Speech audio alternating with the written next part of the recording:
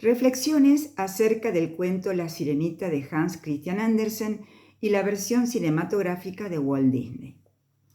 El siglo XX trajo aparejada la intención de adaptar las narraciones tradicionales a la mente infantil, olvidando en ocasiones las versiones originales y sus fuentes míticas y legendarias.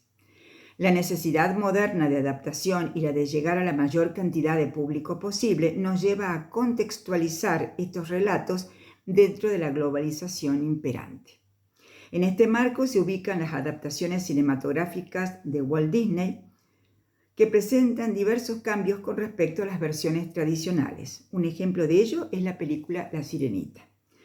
La literatura de los siglos XX y XXI se orienta a la difusión masiva de la literatura infantil y esto lleva paralelamente a fomentar el consumismo a través de 1000 formas del mercado que rodean la producción en sí.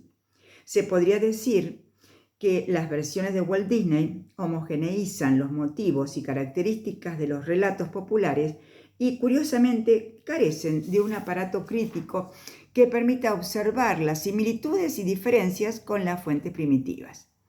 Esto origina producciones algo endulcoradas que no permiten advertir ciertos valores y motivos propios de las versiones más antiguas. Realizaremos un acercamiento comparativo del cuento La Sirenita de Andersen con la película homónima animada de Disney del año 1989. En el caso que nos ocupa se presenta un cuento perteneciente al siglo XIX y su versión cinematográfica que pertenece a la actualidad. Con respecto a esto último, adherimos a la opinión de Gemma Luch en su libro Cómo analizamos relatos infantiles y juveniles.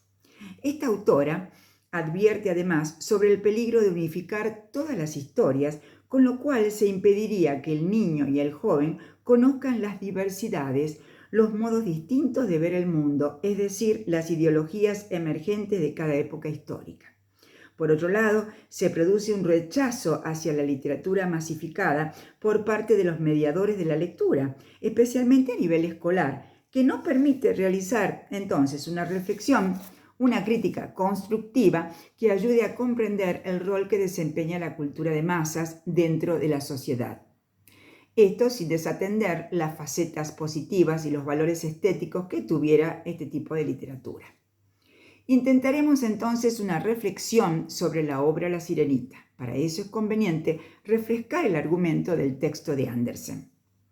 La Sirenita era una joven princesa que vivía bajo el mar. Cuando cumplió 15 años, su padre le permitió subir a la superficie para observar el mundo de los humanos. Al hacerlo, salvó a un príncipe cuyo barco había naufragado y lo lleva a la orilla para ocultarse luego en el mar. Cuando el príncipe despierta, lo socorren unas jóvenes, de una de las cuales él se enamora. La Sirenita, a su vez, no podía olvidarse de él y le pidió a la hechicera del mar que la transformara en mujer. Ella lo hizo, pero a cambio de sentir dolor al caminar, perder su hermosa voz y morir si el príncipe se enamorara de otra mujer. Convertida en ser humano, la princesa del mar recibió la amistad del príncipe, pero éste no podía olvidarse de la joven que supuestamente lo había salvado y con quien más adelante se casaría. Entonces la protagonista supo que debía morir y aunque sus hermanas le sugirieron matar al príncipe para salvarse ella, no lo hizo.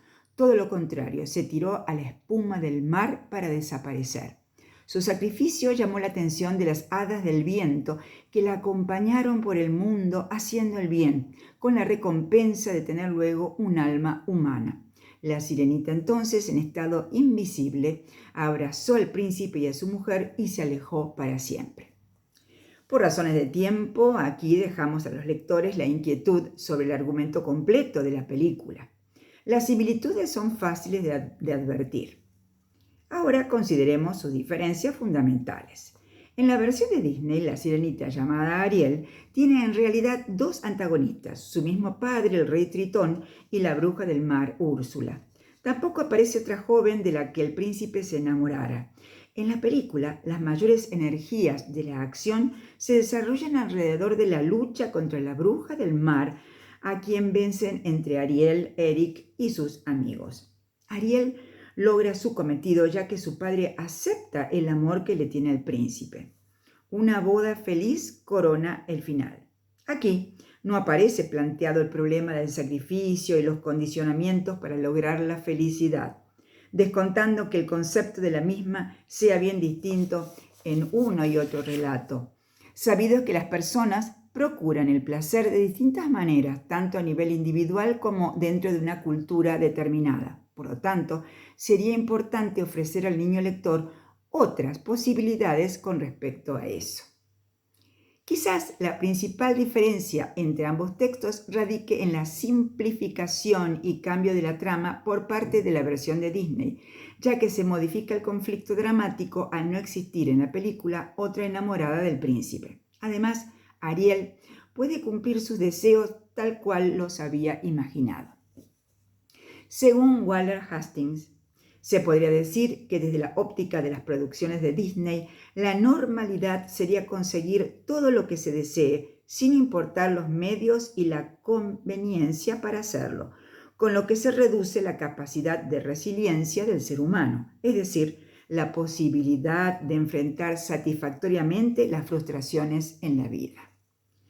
A modo de conclusión, al comparar los textos en cuestión, no fue nuestra intención denostar la producción de Disney, tampoco quisimos negar los valores técnicos de la animación, música, etc., propios de estas películas y de su poder de llegar masivamente al público.